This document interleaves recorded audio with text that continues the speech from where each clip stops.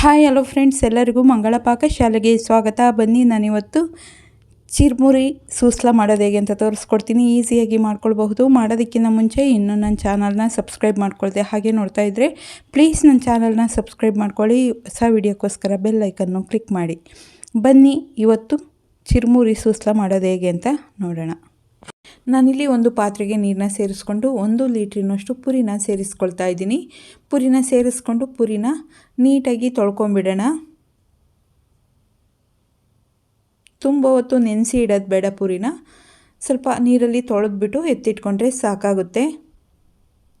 ಈಗ ತೊಳೆದಿದ್ದಾದಮೇಲೆ ಈ ರೀತಿ ಒಂದು ಸ್ವಲ್ಪ ಹಿಂಡ್ಕೊಳ್ಬೇಕಾಗುತ್ತೆ. ಕೈಯಲ್ಲಿ ಈ ರೀತಿ ನೀರನ್ನ ಸೋಸ್ಕೊಳ್ಳೋಣ.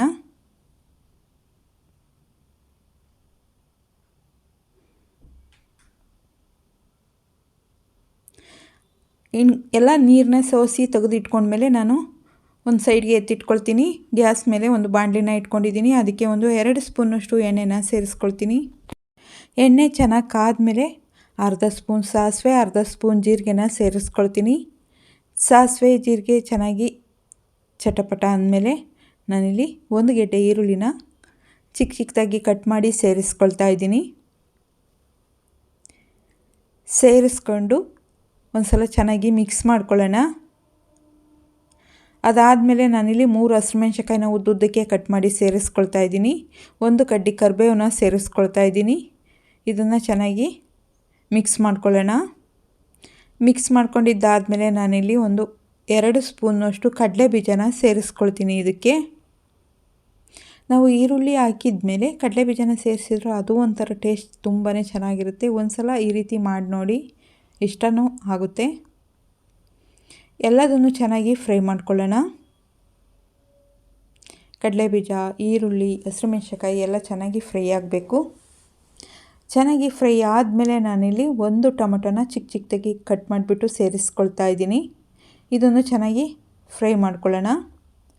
ಟೊಮಟೊ ಸಾಫ್ಟ್ ಆಗಬೇಕು, ಅಲ್ಲಿವರೆಗೂ ಚೆನ್ನಾಗಿ ಬೇಯಿಸ್ಕೊಳ್ಳೋಣ.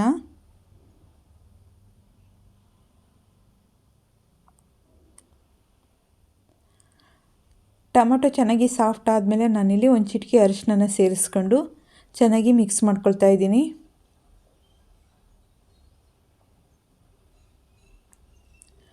ಚೆನ್ನಾಗಿ ಮಿಕ್ಸ್ ಮಾಡ್ಕೊಂಡಿದ್ದಾದಮೇಲೆ ನಾನಿಲ್ಲಿ 1 ಸ್ಪೂನಷ್ಟು ಹುರ್ಗಡ್ಲೆ ಹಿಟ್ಟನ್ನ ಪುಡಿ ಮಾಡಿಟ್ಕೊಂಡಿದ್ದೆ, ಅದನ್ನು ಸೇರಿಸ್ಕೊಳ್ತಾ ಇದ್ದೀನಿ.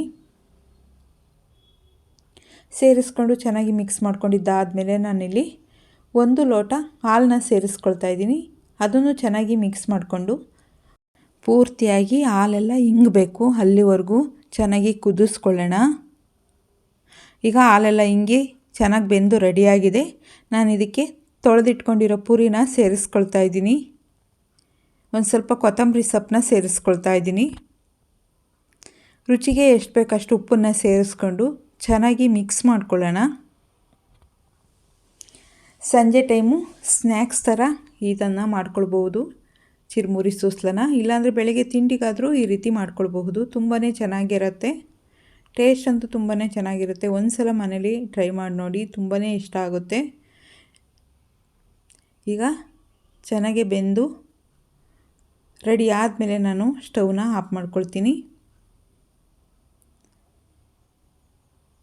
ಸ್ಟವ್ನ ಆಫ್ ಮಾಡ್ಕೊಂಡ್ಮೇಲೆ ನಾನಿಲ್ಲಿ ಸರ್ವ್ ಮಾಡ್ಕೊಳ್ತಾ ಇದ್ದೀನಿ.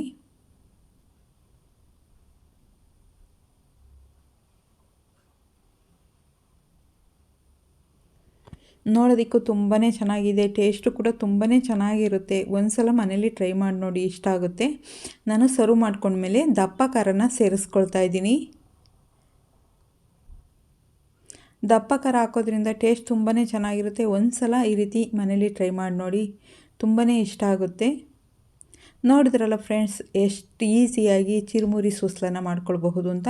ನಿಮಗೇನಾದರೂ ಈ ವಿಡಿಯೋ ಇಷ್ಟ ಆಯಿತು ಅಂದರೆ ಪ್ಲೀಸ್ ಒಂದು ಲೈಕ್ ಮಾಡಿ, ಶೇರ್ ಮಾಡಿ, ಸಬ್ಸ್ಕ್ರೈಬ್ ಮಾಡಿ. ಹೊಸ ವೀಡಿಯೋಕ್ಕೋಸ್ಕರ ಬೆಲ್ ಐಕನ್ನು ಕ್ಲಿಕ್ ಮಾಡಿ. ಯಾರ್ಯಾರು ವೀಡಿಯೋ ನೋಡಿದ್ದೀರೋ ಅವ್ರಿಗೆಲ್ಲ ಧನ್ಯವಾದಗಳು.